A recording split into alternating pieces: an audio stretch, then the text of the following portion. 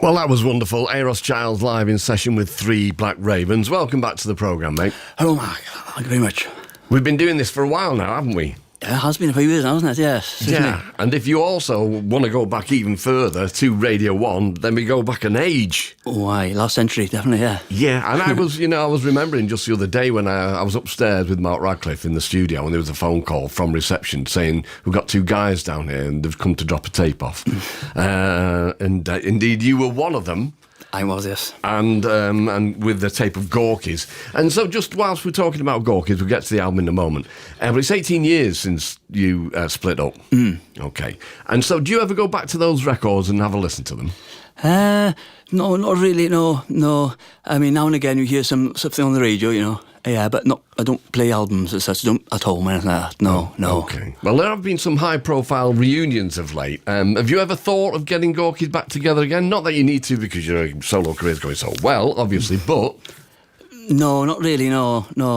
I mean, no, it hasn't really come up in my mind, no. Right, well, I'll take that as a no then.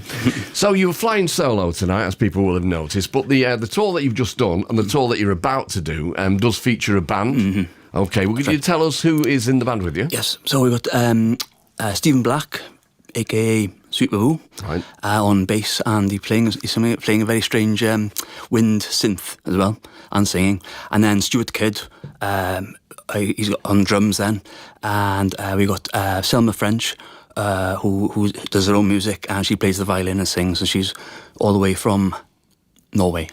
Wow, okay. And so that means you mentioned Sweet Baboo there. He's been on this programme probably more times than anybody else. It might be a little bit of a battle in the car park with the Brewis brothers from Field Music. Yeah. But he's been in so many incarnations. But of course, it was you who introduced us to him in the first place.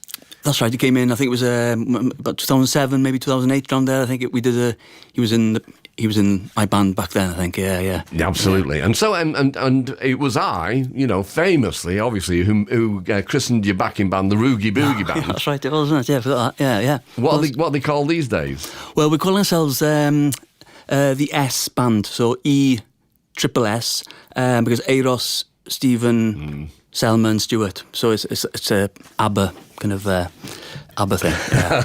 Right, okay. All right, well, I won't suggest any others then. Okay, then, so your new album, then, Beehive Beach. Does Beehive Beach, does it exist, or is it a place in your mind? It only exists in my mind, yes. No. It's very cheap to get there as well, yeah. Right. Okay, and so where do you record it, and who did you record it with? So we recorded it in a chapel, it's also a converted chapel in Pembrokeshire.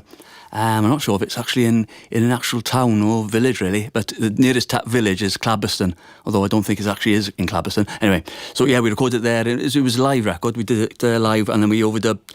Georgia Ruth sings on the record, and Stuart Kidd sang as well. So we did the live. Stuart, Stephen and me, we did it live. And then overdubbed a few clarinet and flute parts as well. Yeah, okay, and is it self-produced?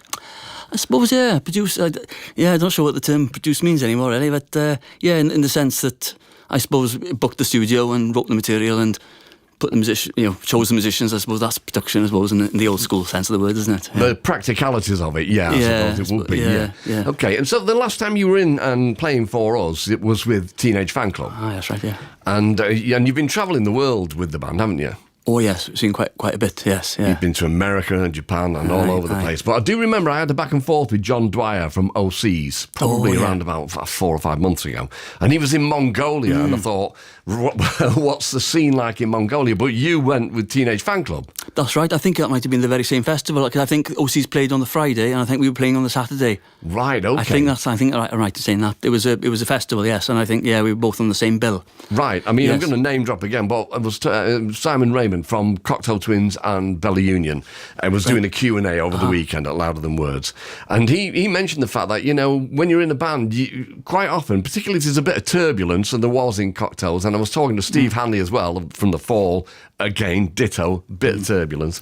And you go to all these wonderful places, and quite often you don't really take it in because there's stuff going on around you, and you've got to try and keep the plate spinning. Yeah. But I can imagine that the Teenage Fan Club scenario is really, really harmonious. Please tell me it is. Yes, it is. I can confirm the fact. It is right, okay. Definitely harmonious, yes.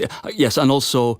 Yeah, seem to be, if you, say, for example, going to Mongolia, there's always a day aside, you play the gig and there's also a day off maybe before and after, so you do get a chance to kind of have a proper look around, and there's no screaming fights and that either, so it's good. Perfect. So can you tell me, what did you get up to in Mongolia? Well, I walked around the town quite a bit, around Ulaanbaatar. Yeah, we went to museums and we saw. We did have a drink, a few drinks, and and also the festival itself was interesting because it was basically 7 or 8 miles of rough terrain going to go to reach the site itself. So that was being thrown about in a car for jolted about, but that was quite an experience. Yeah. I mean, and you're talking about having that day off, which is a luxury which most bands don't afford themselves. No. But if you look at bands like Teenage Fan Club and Tindersticks have been doing it for a while. Actually, they do it they tour in a really civilized way, which makes them not end up hating it.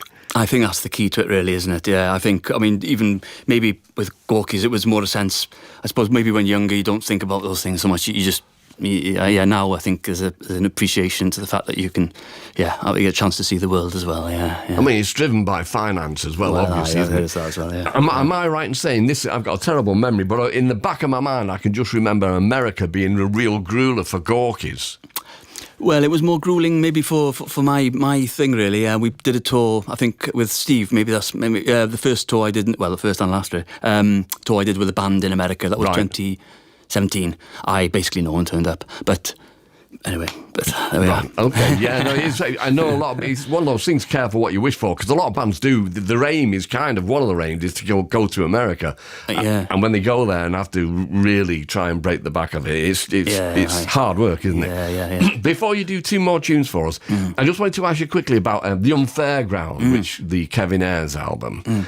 And I know Norman contributed to that album and various other people, but you did actually get to meet, it wasn't just one of those kind of Paul McCartney, Stevie Wonder, send a file over through the ether. You met Kevin Ayres, didn't you? He was there with us, we were there for 3 or 4 days in a studio in Glasgow, and he was contributing, I think what was happening was, he recorded an album with the band Ladybug Transistor.